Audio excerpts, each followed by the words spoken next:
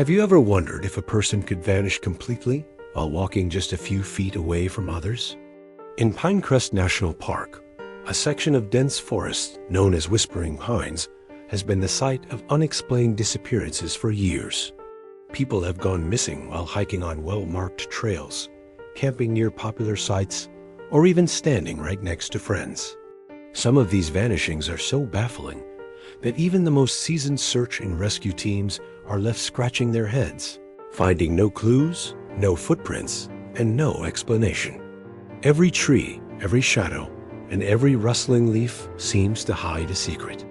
Today, I'll guide you step by step through these stories, taking you deep into the forest where people simply disappear and where the ordinary rules of nature no longer seem to apply. Lavra Mitchell was a seasoned hiker, known among her friends for always planning meticulously and staying calm in emergencies. But on this particular morning, she decided to take the lesser-known trail through Whispering Pines, a place locals whispered about but rarely visited. Her friends warned her, but people go missing there all the time, yet she shrugged it off. "I know these trails better than anyone," she said, tightening the straps on her backpack. The sun had just risen when she entered the thick canopy. Birds chirped in the distance, and the smell of damp earth filled the air. But as she moved deeper, the forest seemed to grow quieter, almost unnaturally so. A faint mist curled around the tree trunks, and the familiar path became harder to distinguish. Her GPS flickered once, twice, and then died completely. She stopped, staring at the blank screen, but shrugged it off and pressed on. Hours later, her backpack was found at the foot of an ancient oak, miles from where she had intended to camp. Why there? Rangers were baffled. The path from the last known point of contact to the oak made no logical sense. The search began almost immediately. Volunteers, rangers, and search dogs combed the area, noses to the ground, calling her name into the growing silence. But as they approached a sharp bend near a small creek, the dogs stopped dead, refusing to continue. The scent trail vanished. No paw prints, no footprints, no signs of struggle, nothing. It was as if Lavra had simply been lifted from the forest. And then it happened. The sky darkened suddenly. Thunder growled across the mountains, and rain began to pour in sheets, drenching everyone in minutes. Flashlights reflected on wet leaves, and the once familiar trail became a slippery maze. The storm added urgency, tension, and a sense of dread that hung in the cold, heavy air. Meanwhile, conflicting eyewitness accounts started emerging. 2 hikers reported seeing a figure near the creek. One said she appeared to walk calmly, almost as if she were guided by something unseen. The other insisted she was running in terror, glancing over her shoulder repeatedly. Both were certain of their memories, yet neither story aligned with the other. Investigators soon found Laura's shoes dangling from a tree branch overhanging the creek, and her water bottle lay half buried beneath leaves some 200 meters away. It made no sense. Why were her belongings scattered in such a manner? Could a wild animal have done this? But there were no animal tracks. Could it have been someone else? But there were no signs of another human presence. Ranger Daniel Kim, a veteran of the park, walked the trail hundreds of times. He muttered to a colleague, "Even wildlife avoids this section. It's unnatural." Meanwhile, Laura's brother Tom pored over photos of her last known location. His hands trembled as he traced her steps. She's careful, experienced. She wouldn't just vanish. The forest seemed to hold him in its icy grip. Adding a layer of mystery, a local hiker claimed to have seen flickering lights deep in the trees at night. Some whispered about hidden caves, others suggested supernatural forces. The stories circulated quietly, but created a tense, uneasy atmosphere that gripped the entire region. Every new discovery only raised more questions. Laura's compass, found later near the creek, was pointing in impossible directions. Her journal, carefully preserved in her backpack, contained notes detailing her route, precautions, and emergency plans. Nothing in her meticulous preparation explained her disappearance. The forest seemed to bend reality itself. Meanwhile, reports of other disappearances in Whispering Pines resurfaced. A pattern emerged. Visitors had vanished in similar conditions, leaving behind only personal items, sometimes arranged in strange or impossible positions. Rangers began to question everything they knew about the park. Was it just coincidence? Or was something else at play? Family members shared raw, desperate emotions. Tears, frustration, anger, and disbelief filled the ranger station. Rangers showed subtle signs of guilt and fear. Daniel admitted, voice breaking, "We've combed every inch. There's nothing left." Each emotion added to the tension, creating a feeling of being trapped alongside them in the forest's grip. Weeks later, a hiker stumbled across Laura's journal, hidden under a hollow log. Its final pages contained a cryptic message. "Some places don't want to be found. I see it now. But I am learning." No direct answer. No resolution, only an unsettling sense that Whispering Pines was alive in ways no one could explain. This story concludes not with clear answers, but with the chilling realization that some parts of the world, like Whispering Pines, are beyond human understanding. People disappear, trails twist back on themselves, and belongings are found in impossible places. The forest holds its secrets tightly, and all who enter leave forever changed, haunted by the question, what truly happens in the shadows of Whispering Pines?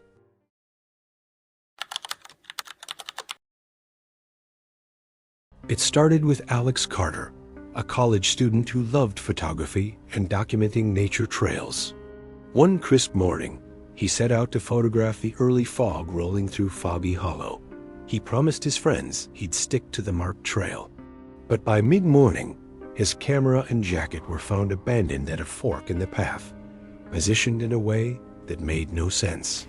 The trail he was supposed to follow led downhill toward the creek, yet all signs of his presence disappeared just beyond a cluster of moss-covered boulders. Search teams were dispatched immediately. Dogs tracked his scent for almost a mile, but stopped abruptly near a small grove of birch trees. The trail vanished into thin air. Investigators scoured the area, combing every inch, but no footprints, no animal tracks, and no broken branches were found. The forest was eerily silent. Even the birds seemed to have vanished. At that exact moment, the sky darkened unexpectedly. A storm rolled in with little warning. Rain hammered the canopy and echoed through the valley, while distant thunder rattled the forest floor. Search teams scrambled, flashlights cutting through the torrential downpour. The atmosphere thickened with dread, as if the forest itself was resisting their efforts. Here, imagine adding sound effects: heavy rain, distant thunder, wind rattling through trees. Meanwhile, conflicting witness accounts surfaced. A hiker claimed to have seen Alex standing near a large oak, calmly adjusting his camera, while another insisted he saw him running frantically, glancing over his shoulder as if someone or something was pursuing him. Both were certain of their memories, yet their descriptions could not be reconciled. Investigators soon found Alex's camera, partially submerged in the creek, with the last photos depicting a distorted, foggy figure standing behind him.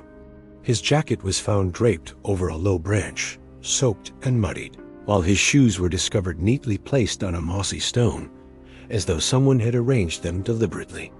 Each new discovery added another layer of mystery. Why were these items placed so strangely, and by who or what? Ranger Clara Hughes, a veteran of the park, described her unease. "There's a section here, a bend in the trail near the creek. It's like the forest changes. The air feels heavier, and even the wildlife avoids it." Her colleague, Jonas Reed, nodded grimly. "It's almost as if the forest itself doesn't want to be approached." Alex's sister, Maya Carter, was devastated. She spent hours reviewing his social media posts, emails, and journal entries, hoping for a clue. He knew the area. He loved this forest. He wouldn't just disappear. she said, voice breaking. Her anxiety was mirrored in the faces of other family members, each expressing disbelief and frustration. Adding tension, hikers reported strange phenomena in Foggy Hollow. Lights moving without a source, shadows that didn't align with the trees, and low, echoing murmurs that seemed almost like whispers calling Alex's name. Some speculated about hidden caves, others about local legends of spirits guarding the forest. The rumors grew, spreading unease among both locals and visitors. Every search brought more puzzling clues. Alex's compass, found tangled in brambles near the creek, pointed toward a sheer cliff with no accessible path. His journal contained cryptic notes about movements in the fog and watchers that only appear when unseen. Each detail suggested something beyond ordinary understanding. Weeks later, another hiker disappeared in the same area, leaving behind only a water bottle and a jacket, arranged in the same bizarre, deliberate manner. Rangers began to see a chilling pattern. Foggy Hollow seemed to claim those who entered alone, leaving artifacts as silent markers of their presence. Family members, search teams, and locals were united in fear. The forest seemed almost sentient, each step within it a gamble. Rangers showed visible signs of exhaustion, guilt, and anxiety. "We've combed every inch, yet nothing explains it," Clara admitted, wiping rain from her face. "It's as if the forest itself decides who stays and who vanishes." Finally, months later, Alex's camera memory card was recovered from a hidden cavity under a rock ledge by a volunteer who knew the area intimately. The images captured him walking calmly through the forest, yet behind him, in every frame, a faint, indistinct figure appeared, fading in and out of focus. No one could identify it, but it was unmistakably human-shaped. The last photo, however, was taken inside a clearing that didn't exist on any map. The story ends not with answers, but with an overwhelming sense of mystery and awe. Foggy Hollow, like whispering pines, holds secrets the world may never fully understand. It challenges the rules of nature, logic, and human perception. People enter, and sometimes they simply vanish, leaving behind only traces that tease, taunt, and puzzle those left behind. As night falls over Pinecrest National Park, one question remains: what truly dwells in the depths of Foggy Hollow, and why does it take only some, leaving others untouched?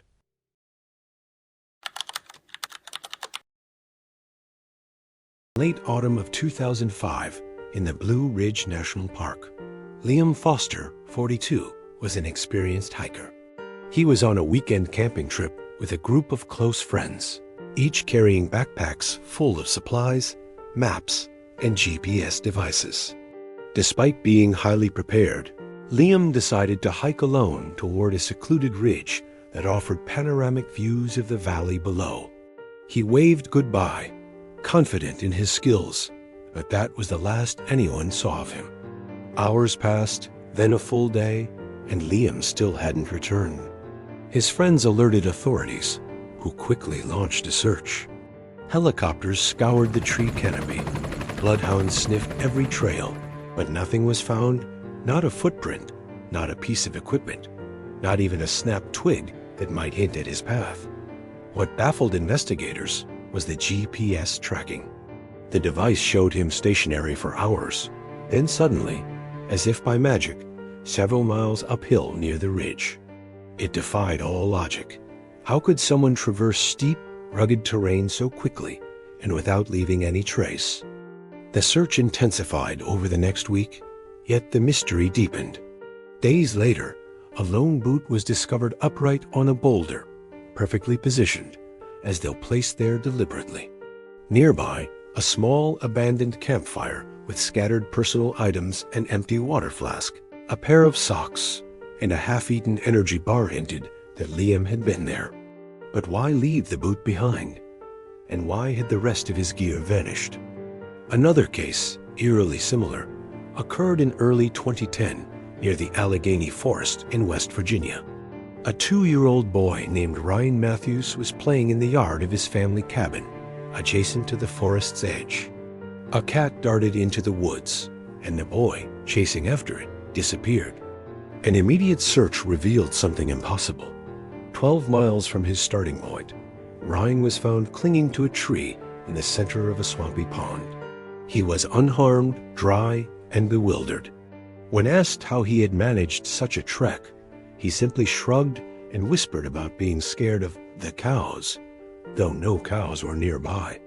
No tracks suggested how he had crossed the swamp. Authorities confirmed that the terrain, distance, and time were impossible for a toddler to traverse alone. Cases like Ryan's reveal the common traits of what some researchers call missing 411 cases. These are disappearances that occur without rational explanation. Victims may vanish in national parks, near bodies of water, among boulder fields, or in dense forests. Some reappear days or months later, disoriented or partially clothed, often with no memory of the missing time. Sometimes, no trace is ever found. Consider the story of Charles Mallory, 19, who went missing in January 2013 in the remote hills of North Carolina. Charles was an avid hiker, accustomed to spending days alone in the wilderness for photography expeditions. He planned a 3-day trek to explore a rarely visited trail in the Pisgah National Forest. The last person to see Charles alive was a park ranger who gave him a ride to the trailhead. Charles set off on the clearly marked path, but 3 days later, he did not return. A massive search ensued, hampered by snowstorms and difficult terrain. Months passed with no clues. Nearly 2 years later, hikers stumbled upon a backpack containing keys to Charles's car, several granola wrappers, and a thermos all belonging to him. His skeletal remains were found nearby, but in the most puzzling configuration. Jeans upright on a log, socks still tucked inside the legs, and no shirt, jacket, or boots. No animal predation could explain the precise arrangement. No human explanation accounted for the location. Theories range from disorientation and delirium to more speculative notions. Interdimensional phenomena, government experiments, or unknown forces within the forest itself. But the truth remains elusive. Then there's the disappearance of Aaron Hedges, 38, in Montana's Crazy Mountain Range in 2014. Aaron was a professional outdoorsman, used to long hunting trips with friends, strategically placing supply caches along their routes. On September 5th, during a trip to a waypoint near Sunlight Lake, Aaron ventured ahead to retrieve gear. He was never seen again. Search teams initially found signs of human activity: a campfire, boots standing neatly, and a water bladder. Yet Aaron's body remained missing for months. 9 months later, a hiker discovered his backpack with hunting gear intact. A year after that, skeletal remains appeared half a mile from the original site, with no clear cause of death, yet positioned in a way that suggested deliberate placement. The challenge with these cases is not just the physical impossibility, but the psychological terror they evoke. If it can happen to seasoned experts like Aaron, it can happen to anyone. Other incidents highlight even stranger anomalies. Morris Drem, 82, a physically disabled topaz hunter, vanished while exploring Pike National Forest in Colorado. Separated from his companion by less than 50 yards, Maurice simply disappeared without trace. Authorities ruled out foul play, animal attacks, or natural misadventure. His disappearance added another layer to the Appalachian enigma. Age, ability, or caution provides no guarantee of safety. Or take Bart Schleier, an experienced hunter in Yukon Territory. Bart disappeared after being flown into a remote lake for a week-long hunting expedition. His food and gear remained untouched, yet he was gone. Theories of animal predation seemed implausible, as his hunting skills would have prevented surprise attacks, and yet nothing accounted for his disappearance. Finally, let's return to the Appalachians with Garrett Barnett, 12, on a Boy Scout weekend in 2012. Garrett and his father fished at a nearby lake just downhill from the campsite. Trails were clearly marked and well maintained. After getting wet, Garrett told his father he'd return in minutes to continue fishing. He never did.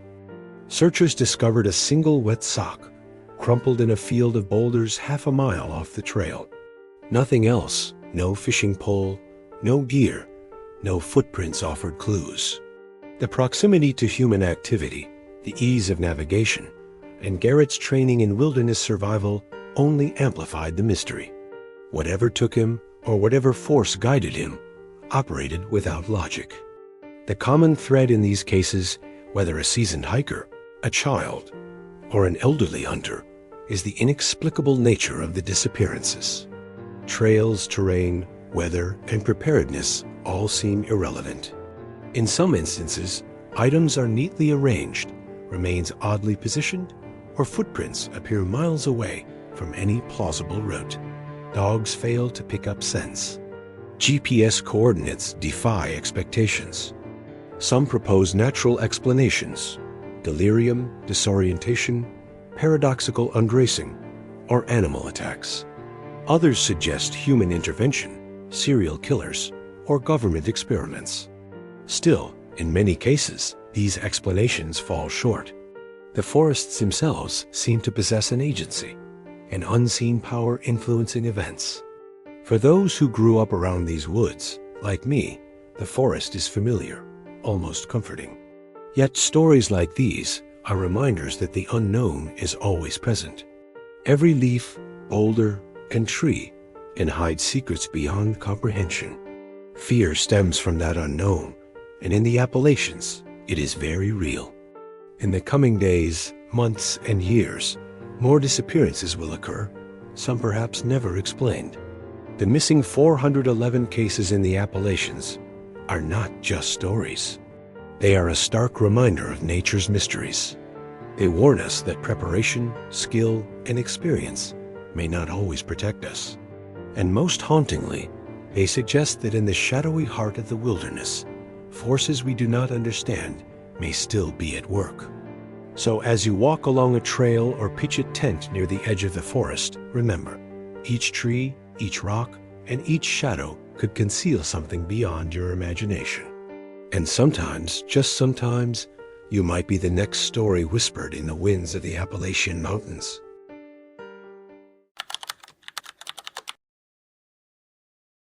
Claire was 23, fresh out of college, and tired of the city's endless noise. She needed a break, a chance to clear her mind, and the Appalachian Trail through South Carolina's Raven Ridge State Park seemed perfect. She wasn't reckless. Claire had grown up hiking with her father, learning the ways of the forest. She knew how to read the land, follow a map, and set up a camp. But nothing could have prepared her for what was coming. Her plan was simple: a 7-day solo hike before meeting her friend Leo to continue the trail together. The first 2 days went without a hitch. Sunlight filtered through the trees, birds sang in the branches, and the quiet rhythm of her footsteps felt meditative. She camped each night near streams or clearings, enjoying the solitude and beauty of the mountains. But on the 3rd morning, everything changed. Claire woke with a cold, sinking feeling in her stomach. Something was wrong, though she couldn't say what. She packed her gear slowly, tension building with every sound around her. And then she saw him. 10 yards away, half hidden behind a gnarled oak, a man stood completely still, staring at her. He didn't wave. He didn't speak. He just watched. Then, as if he had melted into the shadows, he was gone. Claire's pulse raced. Every step felt urgent, yet the forest seemed to stretch endlessly. The feeling of being hunted gnawed at her. By mid-afternoon, she decided to leave the trail, head down the ridge, and find a road to safety. The forest grew denser as she descended. Roots snagged her boots, branches clawed at her arms, and the underbrush slowed her progress.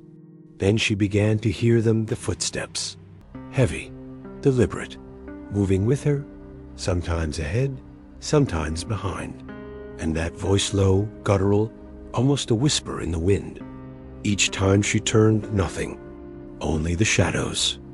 By the fourth day, panic started to mix with exhaustion. Claire rationed her food, drank sparingly from small streams, and pushed herself onward. Her legs were stiff, her muscles screaming, and yet she dared not stop. Every snap of a branch made her flinch. Every rustle of leaves made her jump. She became hyper-aware of every sound, every movement. On the fifth day, she stumbled across a narrow ravine. Crossing it meant balancing on slippery rocks, water rushing below. Halfway across, she slipped, catching herself just in time. Her heart hammered, hands shaking, but she couldn't linger. Behind her, she imagined the unseen presence drawing closer, ready to pounce. By the sixth day, hunger was gnawing at her. Her rations had run out, and she was forced to scavenge. That's when she found it a small box, wedged between tree roots. Inside were stale bread and a few granola bars. Enough to survive another day, but not enough to feel safe. Who could have left it there? Friend or foe? The uncertainty weighed on her almost as much as exhaustion. On the seventh day, she attempted to signal for help, waving a brightly colored piece of cloth, shouting at intervals. No one answered. She realized the trail she had planned to meet Leo on was now too far. She would have to continue descending, risking even more unknown dangers. By the eighth day, her body was battered. Cuts from branches and scrapes from rocks stung, blisters covered her feet, and dehydration made her dizzy. She forced herself to keep moving, telling herself that stopping meant certain danger. Her mind began to play tricks on her. Shadows became figures. Twigs snapping sounded like voices, and the footsteps. They never stopped. On the ninth day, she nearly collapsed near a thicket. A sudden rustling behind her made her sprint blindly downhill, tripping over roots and rocks. In her panic, she dropped her pack, losing what little water and food she had left. The weight she shed allowed her to move faster, but it also left her more vulnerable. By the 10th day, Claire was weak beyond belief. Hunger, dehydration, and sheer terror had pushed her to the edge. Then finally, she saw a figure in the distance, an old hunter, cautiously approaching. She froze, unsure whether this was yet another threat, but the man simply held out a hand, offering help. Relief washed over her in waves she hadn't realized she could feel. Claire collapsed against him, tears streaming down her face. She had survived, but barely. She was taken to the hospital, treated for severe dehydration and malnourishment, and slowly regained her strength. Authorities searched Raven Ridge, but never found the mysterious stalker. Some whispered it was feral people, hidden in the Appalachian wilderness. Others suspected a disturbed individual or something beyond explanation. Claire herself never discovered the truth. Years later, she still recalls every sound, every shadow, every echo of footsteps that followed her. Raven Ridge looks peaceful today, inviting even, but some who walk the trails alone report the same creeping feeling of being watched, of shadows moving just out of sight. Because sometimes the wilderness is not just wild. Sometimes it is alive. Sometimes it is watching. And if you ever find yourself alone in those mountains, you may just understand what Claire experienced.